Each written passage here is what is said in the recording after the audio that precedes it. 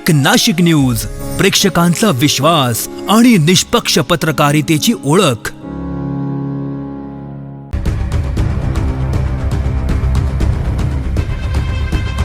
कामगारांना न्याय मिळालाच पाहिजे, स्त्री परिचारांना न्याय मिळालाच पाहिजे, मतीन वेतन मिळालंच पाहिजे।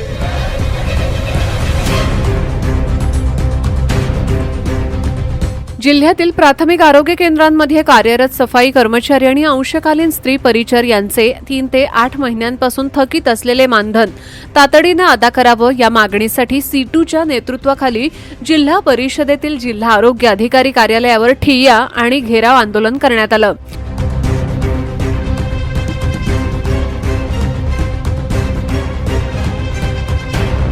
यावेळी अतिरिक्त मुख्य कार्यकारी अधिकारी सौ संगमनेरे यांना निवेदन देऊन चर्चा करण्यात आली। सीटूचे जिल्हा सरचिटणीस देविदास आडोळे, सेक्रेटरी तुकाराम सोंजे, स्त्री परिचर संघटनेच्या नेत्या छाया जाधव यांच्यासह मोठ्या संख्येनं कर्मचारी उपस्थित होते। आरोग्य विभागाकडून लेखी आश्वासन मिळाल्यानंतर आंदोलन तुर्तास स्थगित करण्यात आलं।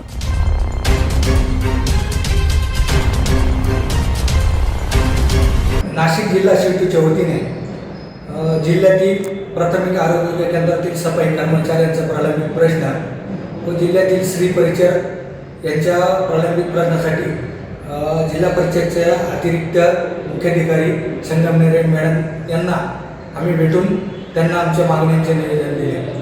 गेल्या अनेक वर्षापासून नाशिक जिल्हा परिषद अंतर्गत जिल्ह्यातील प्राथमिक आरोग्य केंद्रात काम करणारे सफाई कर्मचाऱ्यांचे 6 महिन्यापासून वेतन थकलेले, जिल्ह्यातील आरोग्य खात्यात काम करणारे अंशकालीन स्त्री परिचर यांचे देखील 6 ते 8 महिन्यापासून थकलेले वेतन आहे। या मागणीसाठी आम्ही जिल्हा परिषदेमध्ये आरोग्य कार्यालय विभागामध्ये घेराव ठिय्या आंदोलन करून मागणी केलेली।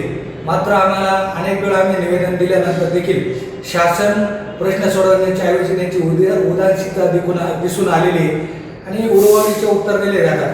आणि जसे काही शासनाचे अधिकारी जिल्हा परिषदेचे नसून तर कॉन्ट्रॅक्टरच मेन अधिकारी दिसत आहेत, कारण कॉन्ट्रॅक्टर पुढं पळताना हे मागे धावतात अशा प्रकारे आम्ही अनेक वेळा निवेदन दिल्यानंतर देखील हे जे काही मागे 2024-25चे जे काही थकलेले वेतन आहे आरोग्य केंद्रातील सफाई कर्मचाऱ्यांचा या महिन्याचे 3 असे 6 महिन्याचे थकलेले वेतन आहे ते अद्याप मिळालेले नाही।